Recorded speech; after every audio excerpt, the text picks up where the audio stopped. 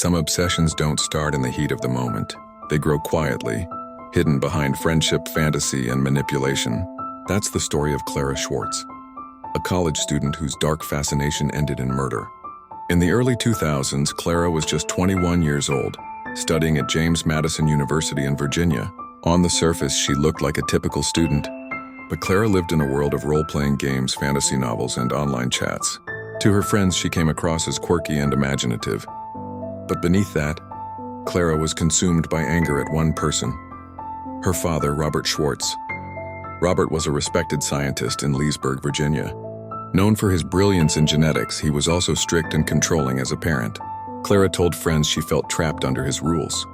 Instead of confronting him directly, she began to weave her frustrations into her fantasy world, blurring the line between storytelling and reality. In late 2001, Clara convinced her friend Kyle Hulbert, an unstable teenager with a history of violence, that her father was abusing her.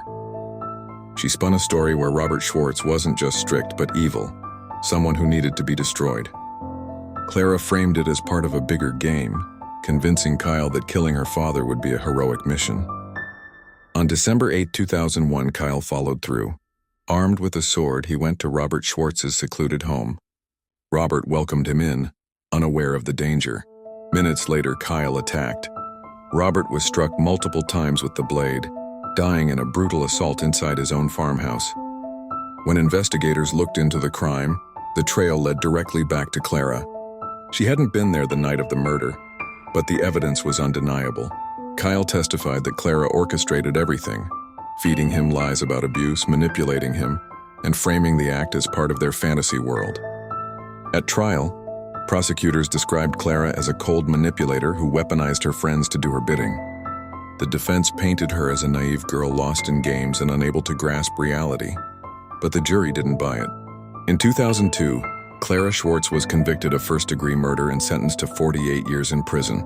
Kyle Hulbert, the one who carried out the attack, received life without parole. The case shocked the nation because it wasn't just about violence, it was about influence, manipulation, and obsession. Clara didn't swing the weapon, but she created the world that led to her father's death. Today, Clara Schwartz remains in prison. Her story is a reminder of how far fantasy and obsession can go when someone decides to blur the line between fiction and reality and convinces others to follow along.